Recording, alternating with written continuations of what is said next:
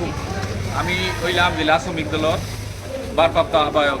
আমার সভাপতি দীর্ঘ 60 বছর বাইরে আসলা ভারপ্রাপ্ত দায়িত্ব দীর্ঘ 17-18 বছর শ্রমিক দলের রাজনীতি করলাম।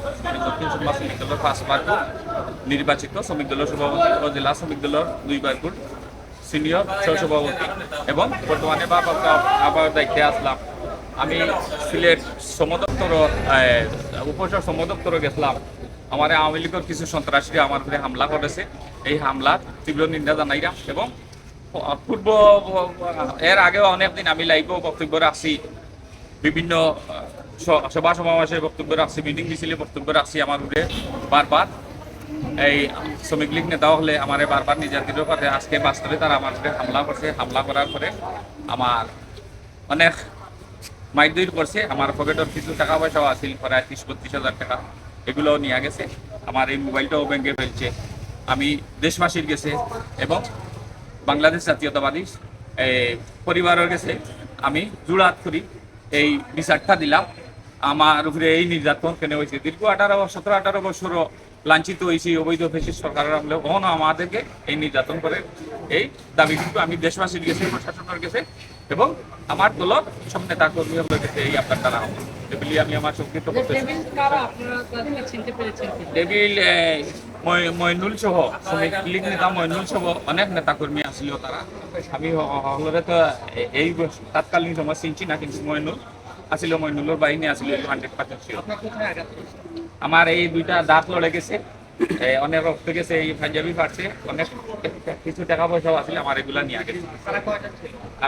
এরা অনেক 20-25 জন আসলো, বাদে আরো অনেক লোক আসছে। থানায় আমি প্রথমত উসমানী মেডিকেলে ট্রিটমেন্ট জন্য আছি। এইখানে এই ট্রিটমেন্ট গিয়া আমি এই থানায় গিয়া থানার সন্নপূর্ণ হইব, আমি মামলার প্রস্তুতি নিব। অবশ্যই আমার দলের কিছুক্ষণ আগে আমার দলের সভাপতি সেক্রেটারি আইয়া দেখিয়া গেছে আর হইছেন তাই তীব্র নিন্দা জানাই।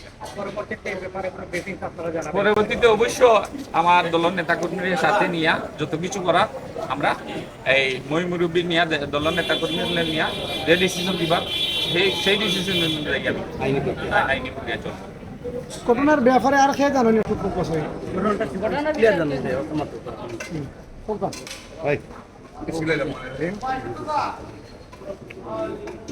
যারা যুক্ত আছেন দেশ ও উপবাসে সকলের কাছে একটা জিনিসই আমি বলতে চাই। গেজেটটাতে আসলে আজকে শ্রম আদালতে একটা রায় ছিল। শ্রম আদালতে আমরা যাই, একটা মামলার তারিখ ছিল। আসলে যাওয়ার পরে ওনারা অতর্কিতভাবে এই যে শ্রমিক দলের আমরা মুকিত ভাই, ওনাদের উপরে হামলা করে, মুকিত ভাইয়ের উপরে ওনারা অতর্কিতভাবে হামলা করে। আর বিষয়টা হয়েছে আপনার ওই যে 2024-এ যে গেজেটটা হয়েছে, 2024-এ যে গেজেটটা হয়েছে, গেজেটে ছোট গাড়ি আমরা আলাদা করে দেবো, কিছু সরকারে আলাদা করে দিছে। এই গেজেটের আলোকে আমরা মামলা করছি কোর্টে।